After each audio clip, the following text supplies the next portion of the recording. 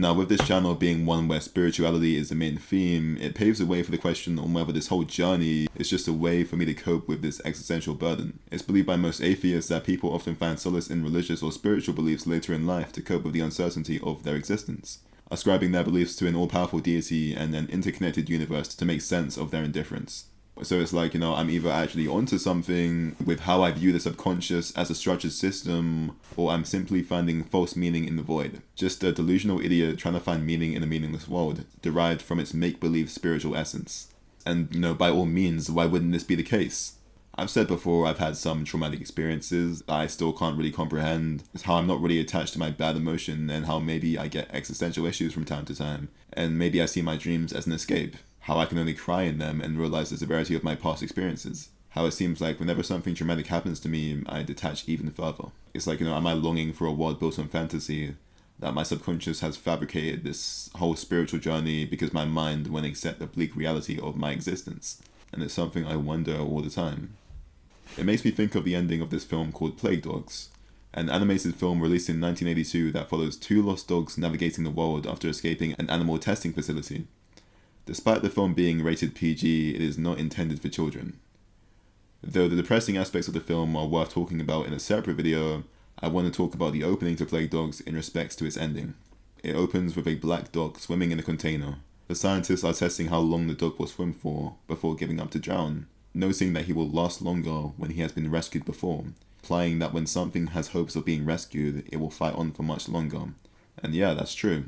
The rest of the film follows the two dogs as they try and survive while being hunted for suspicion of carrying the bubonic plague. The other dog has been experimented on in his brain, the effects of which cause seizures, loss of train of thought, and hallucinations. Now, the ending of this film is where the meaning behind this information is the most relevant. After an hour of narrowly escaping death and experiencing the cruelties of their bleak existence, the two dogs are forced to swim in a lake to escape the army hunting them. The dog with the brain experiment says he can see an island across the lake, and the black dog follows, swimming into the fog and losing sight of the army. But now, neither of the pair can see the island. As the film ends, the dogs begin to wonder whether he even saw the island at all, or if it was just another hallucination. The black dog exclaims that he can see the island and begs the other not to give up. And the final shot of the film is the two dogs slowly swimming off into the fog before it cuts to credits.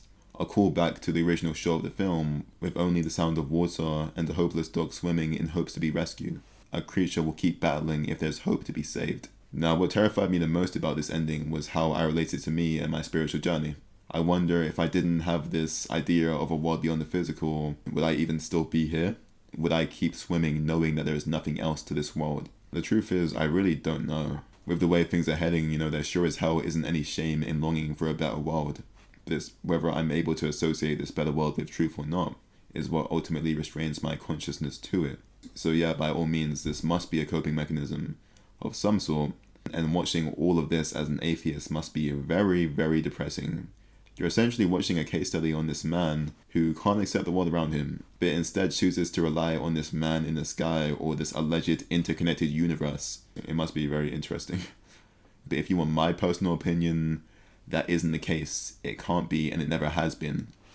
With what I've been able to experience through this inner world, these encounters are specific and consistent with others who are able to live the same way as me, through my shared dreams, through my astral projection, through the fourth wall of my dreams, through the dreams of the future, through my dreams of interpreting consciousness. Okay, so the rest of this video basically just consists of me glazing myself. Saying the same old, I'm a multi-dimensional spiritual genius, my consciousness is able to rise above all of those around me because I'm so far above human struggle. I need to be some kind of spiritual teacher, and it's only after watching this shit back, I realize how much of a contrast it is to the first half of my video. I'm always against ego, and this isn't really helping. I just come across as some kind of narcissist who thinks everyone else is separate from their souls except me. Being prideful and arrogant, then talking about spirituality is quite an interesting combination. I claim I'm trying to appeal to atheists in my videos and, trying to introduce them to the spiritual world, but it isn't exactly helping. So I'll end the video in a more sincere way. What I've been able to discover through my inner world is what gives my life meaning. I'm a human being with quite a symbolic mind who seems to experience this meaning immensely through my dreams, and these dreams feel separate from me at times, guiding me towards something that seems greater than myself.